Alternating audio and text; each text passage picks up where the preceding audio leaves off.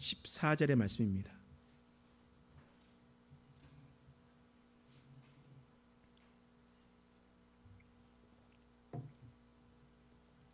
사도행전 1장 12절부터 14절의 말씀을 교독하겠습니다.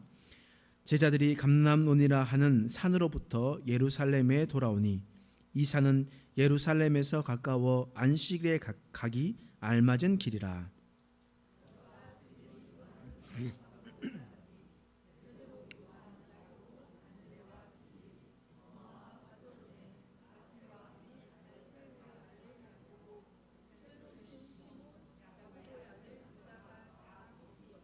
같이 읽겠습니다.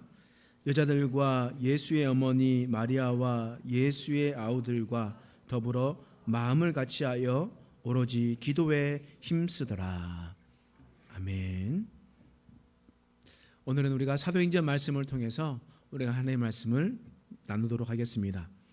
여러분, 제가 하나 질문을 드리죠. 여러분들의 생각을 한번 묻고 싶습니다. 여러분들은 인류 역사상 가장 뜨거웠던 교회라고 하면 어떤 교회를 생각을 하겠습니까? 여러분은 어떻게 생각합니까? 그렇죠.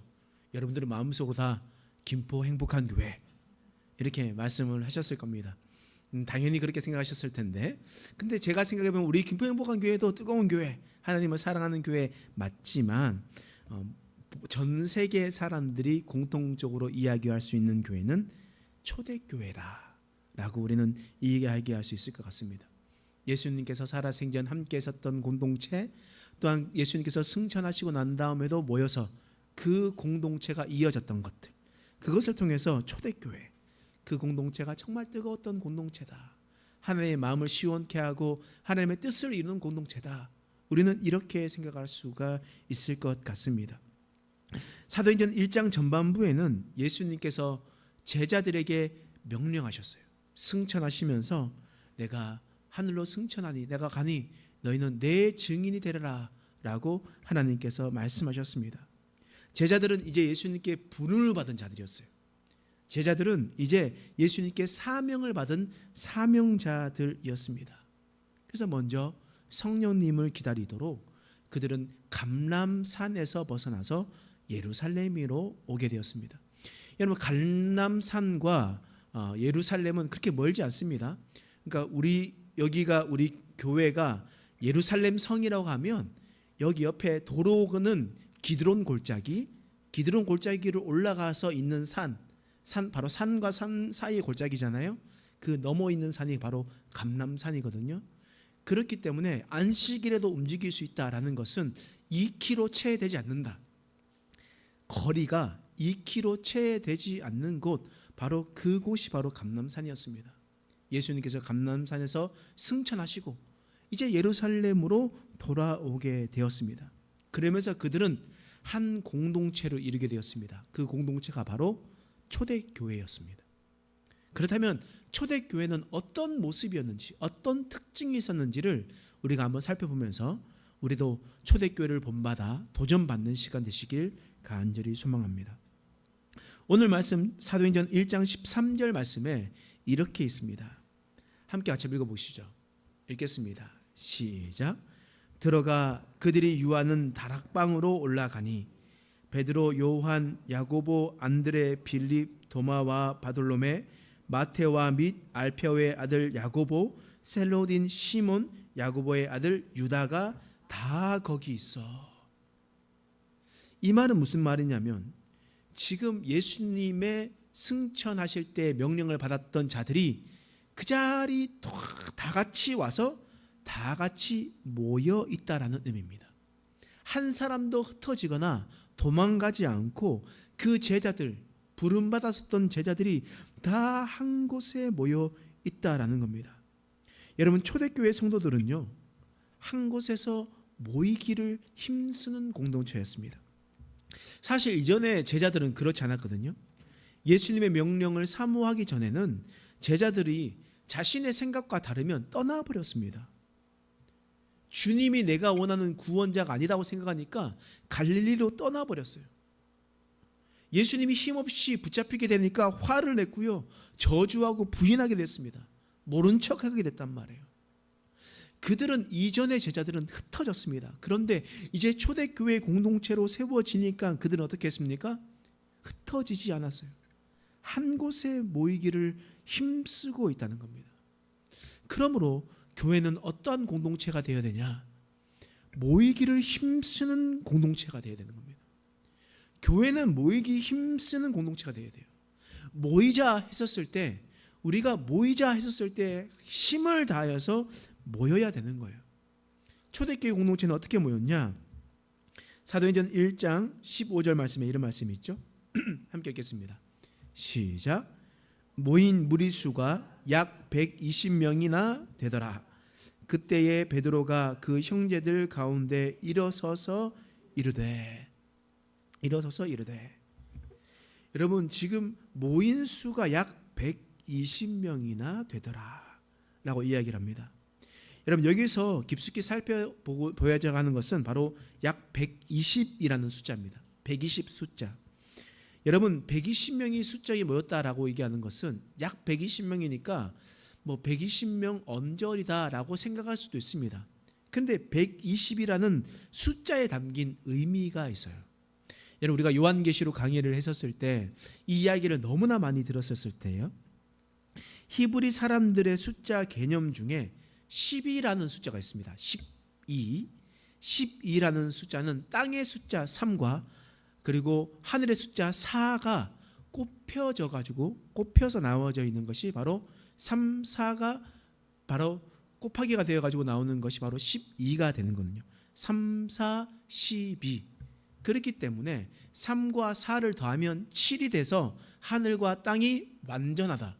3과 4가 곱해지면 12가 되니 12수도 완전하다. 이렇게 이야기를 하는 겁니다. 그래서 10이라는 숫자는 히브리 사람들에게는 완벽한 수, 완전한 수, 이렇게 의미하게 됩니다. 그래서 여러분, 구약시대에 이스라엘의 몇 지파입니까? 12지파, 12지파가 되어 있죠. 그러면 예수님의 제자는 몇 명입니까? 12명이에요. 12명이 있습니다. 여러분, 찬양을 가장 좋아하셨던 왕 중에 누구를 꼽을 수 있습니까? 다윗 왕을 꼽을 수 있죠. 여러분, 다윗 왕이 역대상 25장에 보면 하나님을 찬양하기 위해 성가대를 세우거든요. 성가대를 세울 때 어떻게 세웠냐? 한 조당 12명씩 세웠어요. 한 조당 12명씩 세웠고 이것을 24개조로 세웠습니다. 그러니까 12의 배수인 24개조로 세웠어요. 이것이 어떤 의미겠습니까?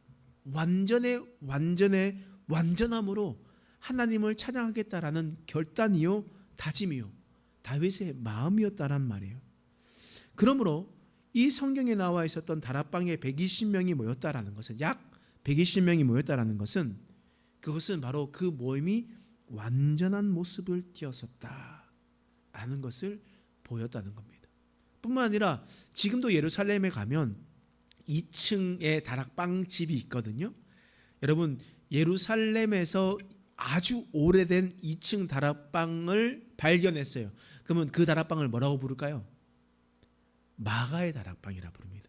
왜냐하면 오순절날 마가의 다락방에 성령이 임하셨으니까 그렇게 했어요. 저 거기 가보니까 저희 교회 반 정도만 합니다. 2000년 전에 세워진 그곳이 얼마나 높겠으면 얼마나 좋겠습니까? 뭐 건축술이 대단한 거 아니잖아요. 우리 교회 반만 해요. 우리 교회 반만 한 곳에 120명이 모였다고 생각해 보십시오. 얼마나 그곳 가운데 열심히 모임을 가지고 있었겠냐는 말입니다. 여러분, 그들은 모이기를 힘쓰는 공동체가 되었습니다. 초대교회는요, 완전하게 모이기를 힘쓰는 공동체가 되었던 겁니다. 뿐만 아닙니다. 초대교회의 특징이 있어요. 어떤 특징이 있냐? 여러분, 사복음서에 보면 제자들을 나열하는 게 있어요. 12사도를 나열하는 게 있거든요. 베드로, 안드레, 뭐라고 부를까요? 야고보, 요한, 이렇게 얘기하거든요. 베드로, 안드레, 세베대의 아들 야고보, 요한이라고 부릅니다. 왜 이렇게 부르냐? 예수님께서 가장 누구를 부르셨냐 했었을 때 베드로와 안드레 형제를 먼저 불렀거든요. 베드로와 안드레 형제를 먼저 불렀습니다. 근데 그 중에서도 누가 나이가 많냐? 어떤 가족 중에 누가 나이를 많냐라고 얘기하는 거예요. 그러니까 베드로와 안드레 중에 그럼 누가 형입니까? 베드로가 형이거든요. 그 다음에 안드레가 있습니다. 그러니까 야고보와 요한도 있어요. 그럼 누가 형일까요? 야고보가 형이에요. 사복음서에는 그렇게 기록되어 있다고요. 사복음서는 그렇게 되어 있는데 초대교회의 모임에서는 어떻게 기록되어 있냐? 오늘 말씀 사도행전 1장 13절 말씀이에요. 읽어보겠습니다. 시작. 들어가 그들이 유하는 다락방으로 올라가니 베드로, 요한, 야고보, 안드레와 빌립, 여기까지요. 베드로와 요한, 야고보, 안드레. 원래는 나이 먼저 불러진 순서대로, 나이 순서대로, 그리고 가족끼리 묶어 낳는 것이 사복음서의 모습이라면 사도행전은 그렇게 나와 있지 않아요.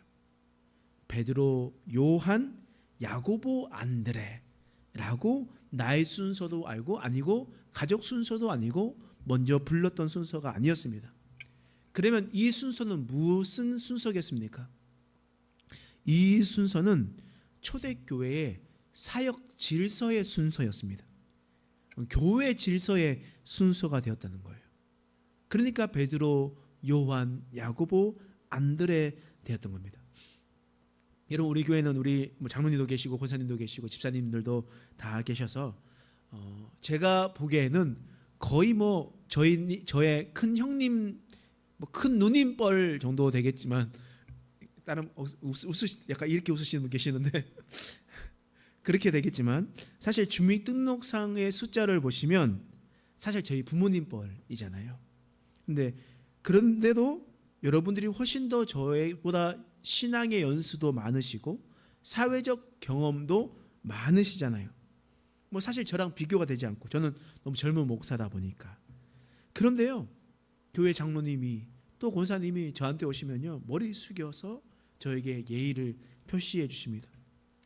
젊은 목사라고 영적 아버지라고 생각해 주면서 정말 예의 있게 저에게 대해 주십니다. 여러분, 이것이 무슨 의미겠습니까? 나이가 많고 적음으로 교회가 움직이는 겁니까? 그렇지 않습니다. 교회는요, 사역의 질서대로 움직이는 교회, 교회의 질서대로 움직이는 거예요. 여러분, 그래서 제가 우리 교회적인 문제들을 통해서 여러분들과 상의를 할 때 나이가 많다고, 아니면 사회적으로 지위가 높다고, 아니 돈이 많다고 그분에게 찾아가서 제가 설명을 드리고 무슨 말을 하고 설명을 하고 또한 회의를 합니까? 그렇지 않죠. 우리 교회는 이제 권사 임직 받으시고 안수 받으셨던 우리 리더가 있으니까 권사님들을 불러놓고 이 상황에 대해서 이야기하고 상의하고 같이 기도하고 준비하면서 하는 것 아니겠습니까? 교회는요, 하나님의 질서대로 움직여야 됩니다. 사회가 원하는 대로, 또한 개인의 능력대로 이것대로 저것대로 움직이는 것이 아니라 교회는 사역의 질서대로 움직이는 거예요. 초대교회가 그랬습니다. 초대교회가 사역의 질서대로 움직이는 교회였습니다. 그래서 그들의 삶을 통해서 하나님께서 영광 받으셨던 것 아니겠습니까? 또한 초대교회의 다른 특징이 있어요. 어떤 특징이 있냐? 우리 1장 14절 말씀이에요. 읽어보겠습니다. 시작. 여자들과 예수의 어머니 마리아와 예수의 아우들과 더불어 마음을 같이하여 오직 기도에 힘쓰더라. 더불어 마음을 같이하여. 여러분, 더불어 마음을 같이하여라는 이것이 어떤 의미겠습니까? 더불어 마음을 같이한다라는 것은 곧 한 마음이 되었다라는 거예요. 한 마음이 되었다. 따라서 초대교회는요, 한 마음이 된 공동체였습니다. 여러분, 한 마음이라는 것이 어떤 거겠습니까? 그들의 공동체가 모인 이유가 무엇이겠습니까? 무슨 마음으로 한 마음으로 모였습니까? 돈 벌려고 모였어요? 아니면 즐기고, 아니면 위로하고 서로에게 그냥 이야기하자고 모였습니까? 아니잖아요. 그들이 모인 이유는 바로 예수님 때문에 모인 것 아니었습니까? 예수님이 우리의 구원자 되시기 때문에 모인 것이라고요. 그러므로 마음을 같이 한다, 한 마음이 된다라는 것은요, 목적이 같다라는 뜻입니다. 마음을 같이 하고 있다는 뜻이에요. 여러분, 무엇을 마음을 같이 하면서 신앙생활을 하겠습니까? 신앙 고백을 같이 하면서 살아가는 거예요. 여러분, 한 마음이 된다는 것은 신앙 고백을 같은 고백으로 같은 마음을 품고 있으면요, 한 마음이 됩니다. 그래서 제가 하나님께 기도하면서 하나님께서 주신 마음을 품고 여러분들 복음을 위해서는 이렇게 움직여야 됩니다. 선교해야 됩니다. 이웃을 섬겨야 됩니다. 하나님께서 함께 하셔야 됩니다. 우리가 부족하고 힘들어도 우리가 지금 돈 없다 하더라도 없을 때 해야 많이 있을 때 할 수 있습니다. 이렇게 얘기하면요, 한 마음으로 되지 않으면, 예수님에 대한 선교적 마인드와 예수님에 대한 마음을 품고 있지 않으면요, 효율적이지 않잖아요. 아니, 세상에 어떤 사람이 이렇게 합니까? 세상에 어떤 사람이 교회 운영을 이렇게 합니까? 라고 생각이 들 수가 있습니다. 그것은 예수님의 마음을 품었던 것이 아니라 세상의 마음을 품고 있기 때문에 한 마음이 되지 못하는 겁니다. 그러므로 우리는 같은 신앙을 고백하면서 같은 마음으로 한 공동체가 되어야 되는 거예요. 그런데 문제가 뭐냐? 한국교회에 큰 문제가 있습니다. 그것이 뭐냐면 신앙 고백을 못해요. 신앙 고백을 하지 못합니다. 여러분, 왜 교회 다니십니까? 여러분들이 믿는 믿음이 무엇입니까? 예수 십자가가 여러분들에게 어떤 의미가 되십니까? 예수님께서 이 땅에 인간으로 오신 이유가 무엇입니까? 예수님이 부활하신 모습은 어떤 의미입니까? 그것이 부활이 여러분들에게 어떤 의미가 됩니까? 예수님께서 다시 오실 때 여러분, 우리는 어떻게 됩니까? 여러분, 이런 신앙 고백을 이런 질문 속에서 스스로 정립하고 우리가 이 고백들을 스스로 할 수 있는 크리스찬, 그리스도인들이 되어야 되는데, 이런 질문에 답을 못하고 이것을 정확하게 정리 못하면요, 우리는 한 마음이 될 수가 없어요. 왜냐하면 우리의 마음이 예수님께 향해 있는 것이 아니라 세상의 지혜와 세상이 바라보는 것을 통해서 우리의 마음이 쏠리기 때문이에요. 일주일에 겨우 1시간 와서 이 자리에 앉아 있다가 돌아가는데 세상에서는 얼마나 많은 이야기를 듣습니까? 얼마나 많은 뉴스를 듣고 얼마나 많은 이야기를 들으면서 살아가고 있습니까? 그러니 그게 진실이라면서 진리라면서 생각하면서 따라갈 수밖에 없는 건 아니겠습니까? 그러므로 우리는 신앙을 정확하게 정립하지 못하면 우리의 믿음이 흔들릴 수밖에 없습니다. 흔들릴 수밖에 없어요.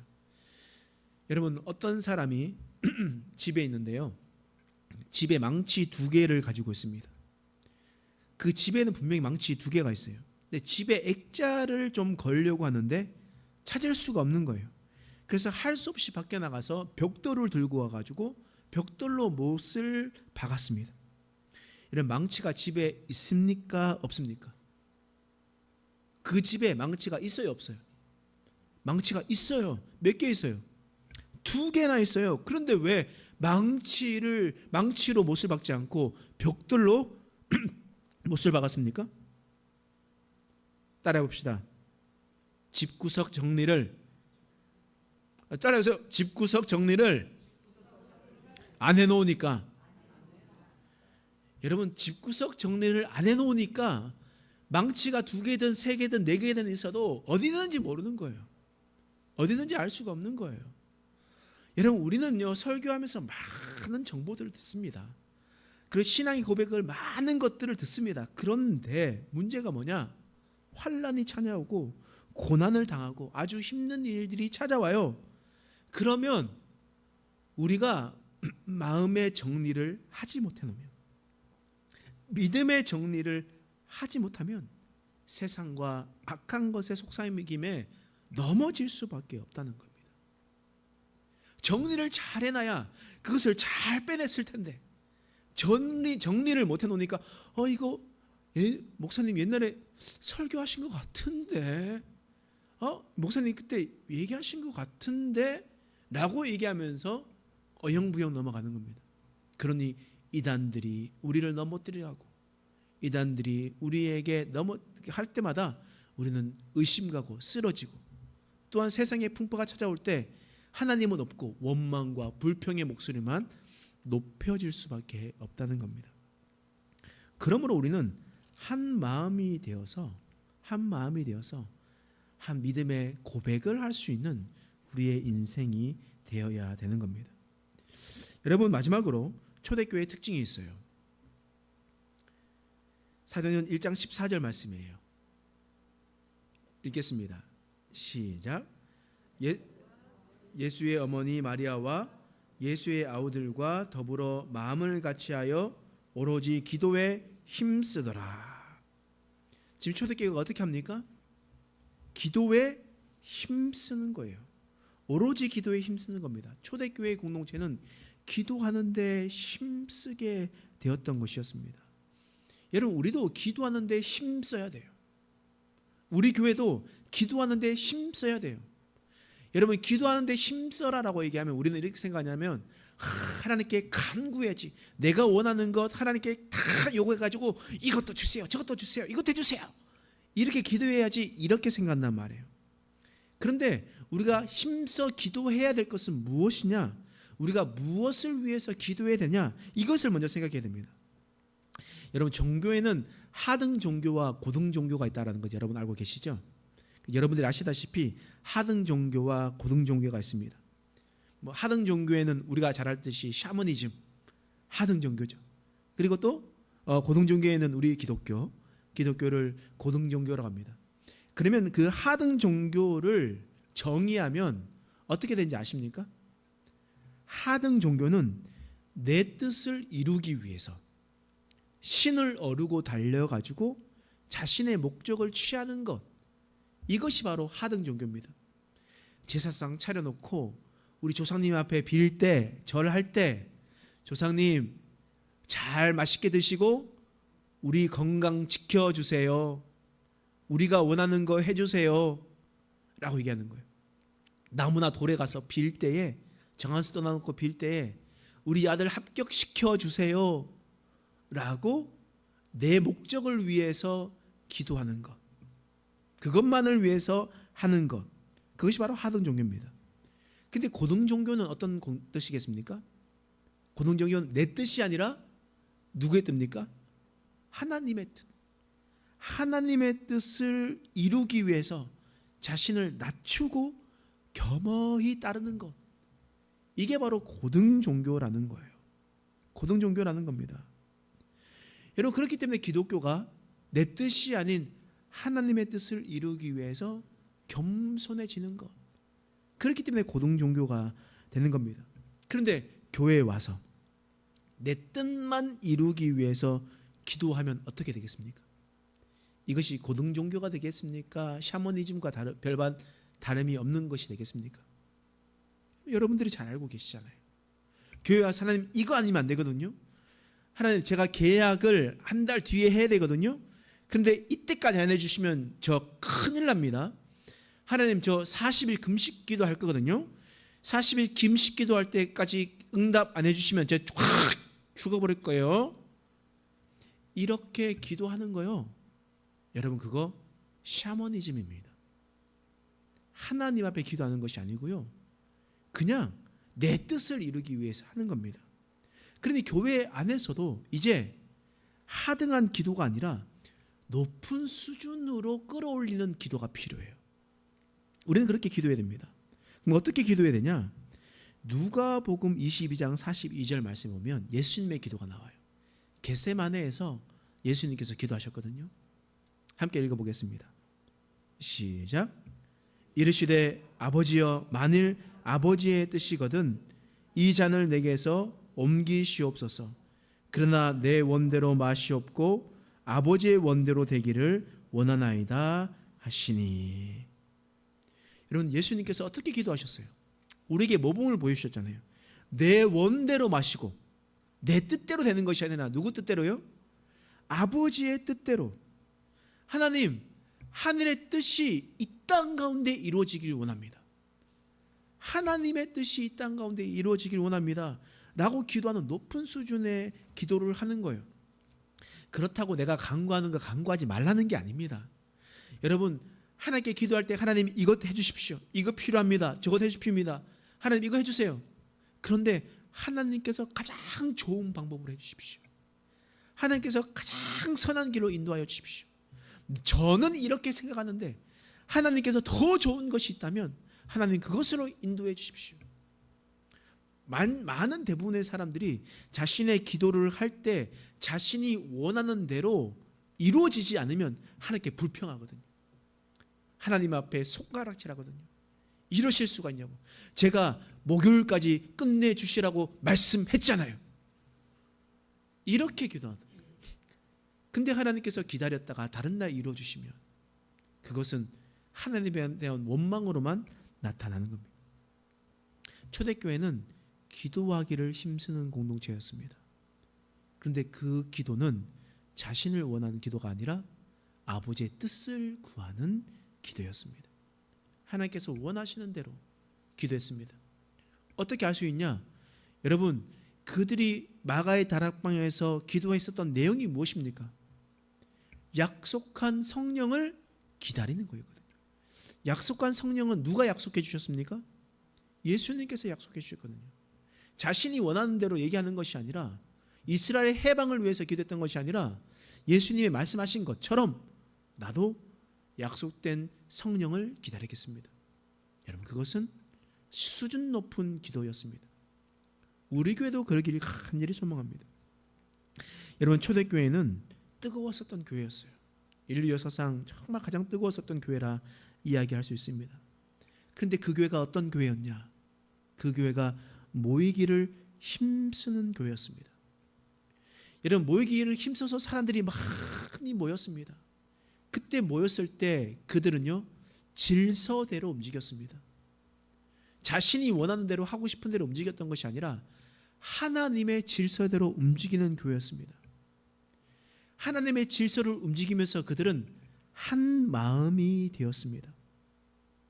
같은 신앙을 품고 같은 방향을 보면서 달려가는 공동체였습니다. 그래서 그들은 기도하기를 힘썼습니다. 자신의 뜻을 위해서 기도했던 것이 아니라 하나님의 뜻을 구하는 그런 기도를 했었던 공동체였습니다. 여러분, 우리 행복한 교회도 초대교회의 모습을 본받아 나아가는 믿음의 백성 되시길 간절히 축원합니다. 그래서 우리가 한 마음으로 모이기를 힘쓰고 함께 기도하면서 하나님의 질서대로 움직이는 믿음의 백성 되시길 축원합니다. 기도하겠습니다. 하나님, 우리 인생 가운데 하나님의 놀라우신 은혜를 베풀어 주옵소서. 간절함으로 주님 앞에 나가며 은혜 위에 살아갈 수 있도록 하나님 도와 주시옵소서. 하나님의 뜻을 이루며 주님 앞에 나가며 또한 하나님께서 원하시는 교회가 될 수 있도록 한 마음으로 힘써 기도하며 믿음의 질서대로 움직이며 모이기를 힘쓸 수 있는 교회 되게 하여 주옵소서. 감사드리며 예수님의 이름으로 간절히 기도드립니다. 아멘.